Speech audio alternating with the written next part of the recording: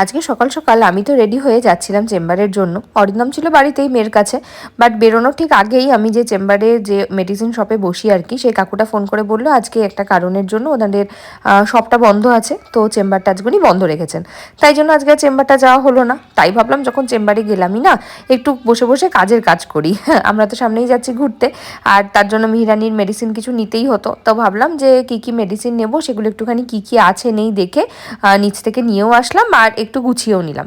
তারপরে একটু গেছিলাম মিহিরানির জন্য একটা ব্যাগ নিতে। অ্যাকচুয়ালি মিহিরানির জন্য না, মিহিরানির খাবার দাবার, ওর প্রেশার কুকার এগুলো ক্যারি করার জন্য আমার একটা বড় ব্যাগ দরকার ছিল, তো এই ব্যাগটা নিলাম। আর তার সঙ্গে মিহিরানির জন্য একটা নতুন জুতো নিয়ে আসলাম। এই ঢাকা জুতোগুলো না আমি একটু বেশিই প্রেফার করি মিহিরানির জন্য। তারপরে হাতে আর একটু সময় ছিল, তাই ভাবলাম ঘরের কাজে লেগে পড়ি।